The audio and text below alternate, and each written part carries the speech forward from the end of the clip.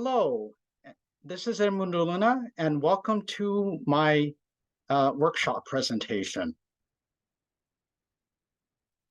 All right, so today what I'm going to be talking about is the structural interactions with discourse particles, verbs, and demonstratives, the unusual case of the Old Javanese definite marker, ang.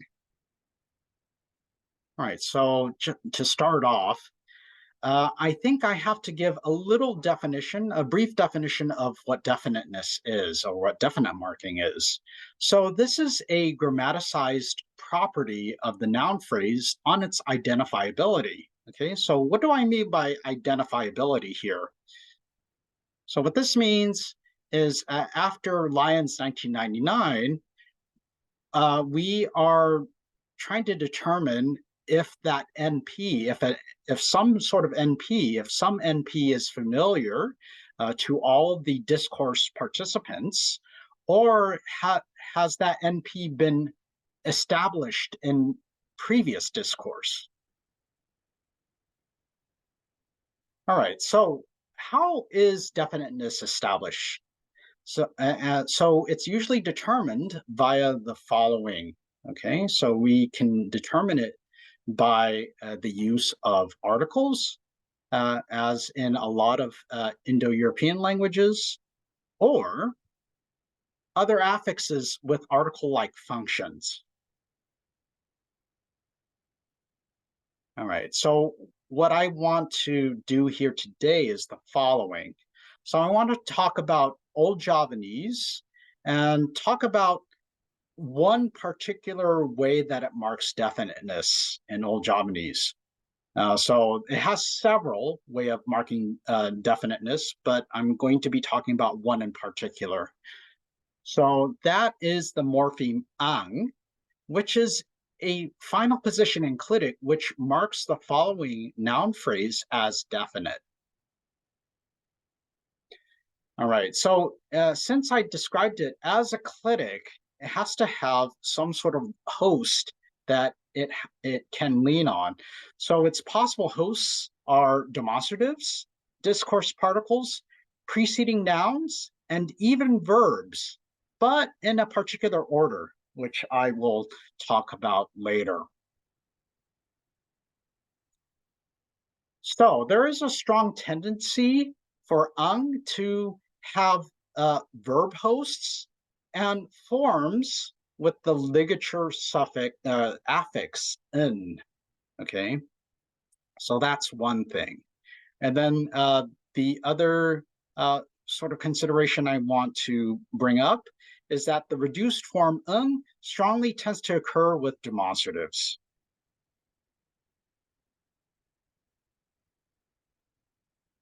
All right.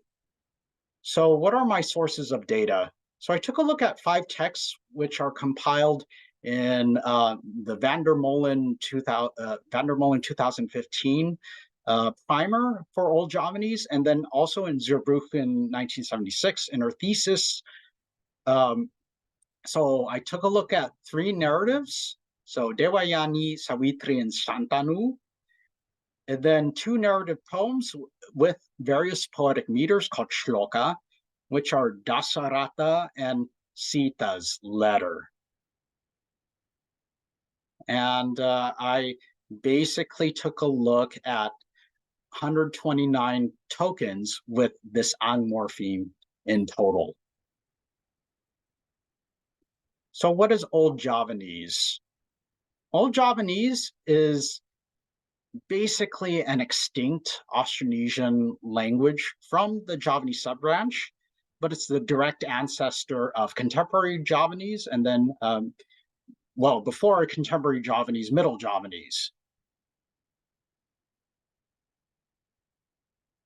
And it was first attested in the 9th century in the Sukabumi Charter, which was cited in Zerbruch in 1976, as she cites it from Zoetmulder 1974, to the establishment of the Majapahit Empire in the 13th century. So it's got a few centuries in its history. and where you can find the Sukabumi Charter along with other facets of Old Javanese culture and language is in present-day Jawa Timur or East Java province, right around the environment of Kediri, Malang, and the coastlines thereof. So let's take a look at ang here. So we can see ang in number 1, following a demonstrative here, and distal demonstrative. So we have ikang swadharma ngaranya. Okay, that is called one's own dharma. Okay, so we have the distal demonstrative ika, and then it's followed by the definite marking ang. And what that is marking is the definiteness of the following noun phrase, swadharma, one's own dharma. And then in number 2, we have teka puang kayawanan nira. Okay, so we have inabiseka tasira ratu. Okay, so here we have the discourse particle pua, and then it's followed by the definite marker ang, and then that ang is marking kayawanan nira, his youth, as definite. As he approaches youth, he was consecrated as king. And then we have number 3, we have anapueka sisanikang awu. So there was the remaining ash. So here we have a verb root, shisa, to remain, and then followed by a distal demonstrative again, nika, and then the shortened form for the definite marker. And what that is marking is the following noun, awu, meaning ash. All right, so what does van der Molen have to say about ang? Well, he says the following. So this article cannot stand by itself, but always follows after another word into the sentence. A sentence cannot start with it. Okay. Whereas Zerbuchen just simply glosses as another permutation of definite marking. So you can see this in number 4. We have Sangyang Basuki Sira Amikati Nikang Parwata. So we have Nikang. So we have the distal demonstrative Nika, and then the reduced form and that is modifying mountain as definite. Okay, he Basuki bound that mountain. Now, let's talk a little bit about its interactions with demonstratives. So van der Molen says that ika, this distal demonstrative, is put in front of the word to which it belongs. It is always combined with the definite article. Interesting. Okay, so in this particular position, the demonstrative always has to occur with an occurrence of the definite article. So we see this in number 5. We have tuning winarahaken ikang sastra. So the reason he was instructed by the scriptures. So we have ikang, this distal demonstrative ika plus reduced form of the definite marker, and this definite marking is modifying sastra, scripture.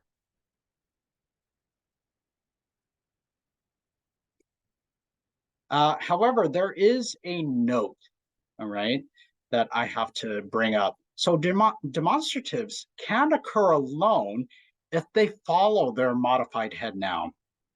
Okay, so in number 6, we see apan wisesa ring sarwaratna ike. So we have this noun sarwaratna, so all the jewels, and then this demonstrative following it, ike, by itself. All right, so because it is distinct from all other jewels here.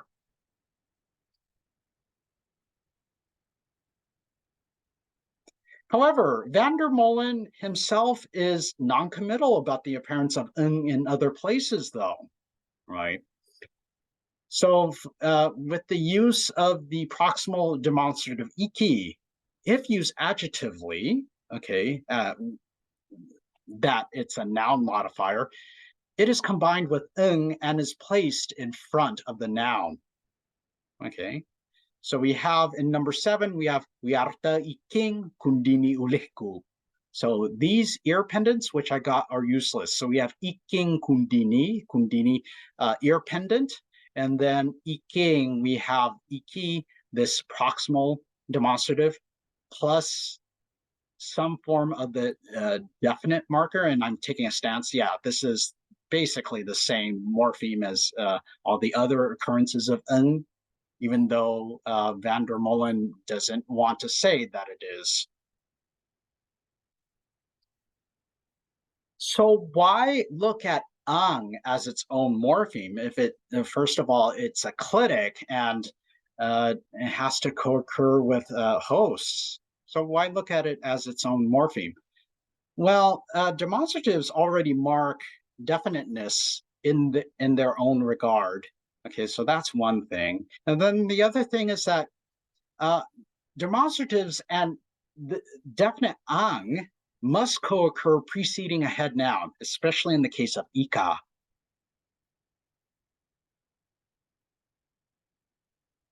And I'm going to bring up a couple of speculations at the end of this talk.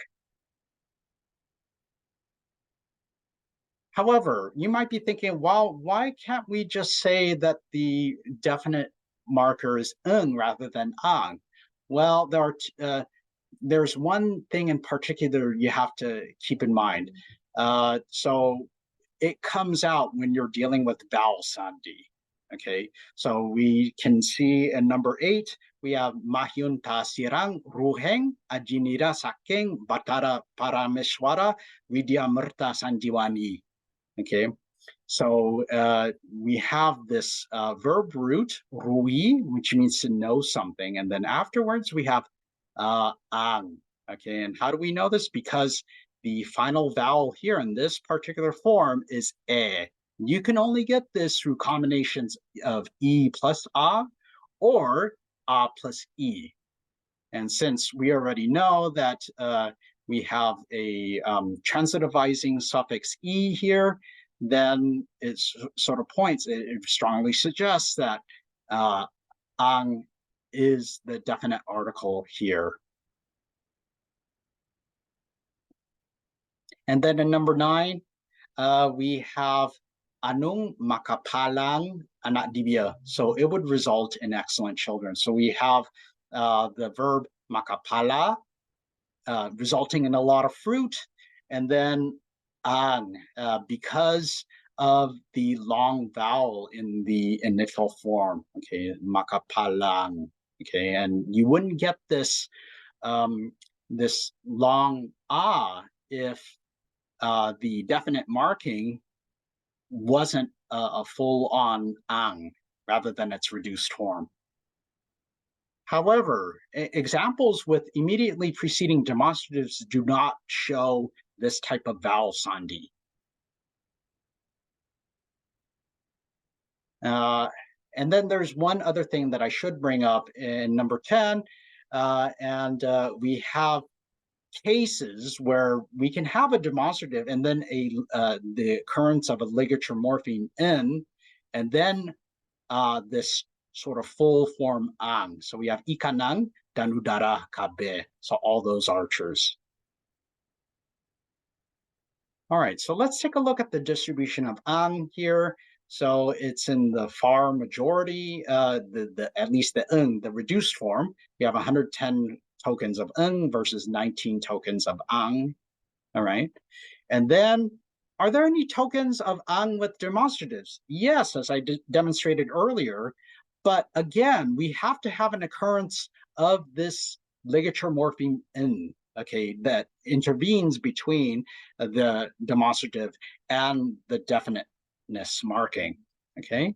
So ang only co-occurs with demonstratives following the ligature suffix n, okay, as an ikanang.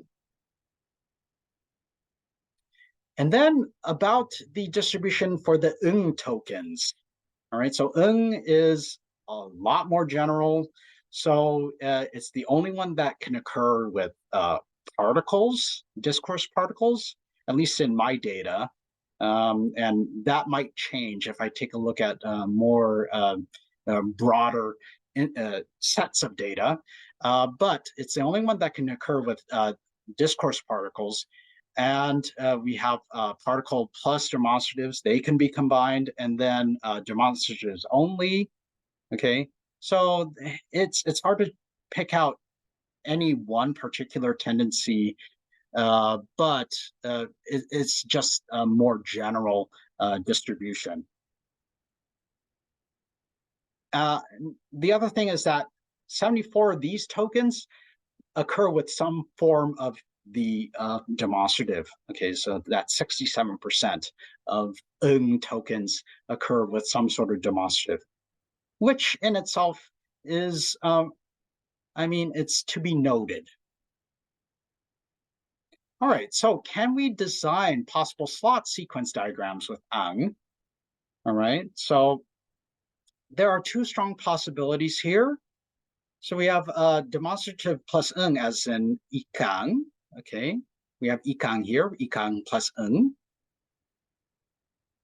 then the other possibility is demonstrative plus this ligature affix, and then ang, the fuller form. So we have rikanang parwata maliawan ya mawan. So rikanang, this is r plus ika plus plus ang, and then that ang modifies Parwata Maliawan, the mountain Maliawan. Right, so just to give some concluding remarks, so ang has a strong tendency to co-occur with demonstratives, which are already markers of definiteness. So ang either co-occurs with the demonstrative plus the ligature affix in, or a bare verb stem. Okay, and whereas tends to co-occur with bare demonstratives or discourse particles without any associated sandhi, vowel sandhi effects. So why ang? Okay, so van der Molen describes it as an article and in this fuller form, whereas the more reduced form is more frequent. Well, I speculate that perhaps ang is described as such because of its putative cognates, which are direct case markers in several Philippine type languages. So in particular, I sort of considered Tagalog and Cebuano here. So in Tagalog, we have bumili ng saging ang lalaki. So here we have ang in its same shape, okay? The man bought bananas with ang lalaki being marked as direct. And in Cebuano, we have luton sa bata ang bugas. So ang bugas, milled rice, this is marked as the direct case.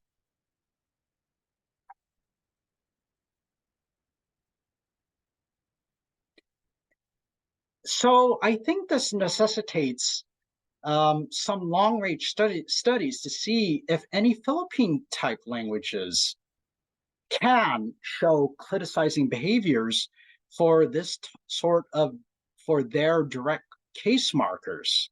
Okay, do we see something like this in any Philippine type languages? And if not, then this cliticization can be argued to be uniquely Old Javanese. Okay, so that's all that I wanted to say on this matter, and I'd be interested in hearing your questions and thoughts. Right, thank you very much.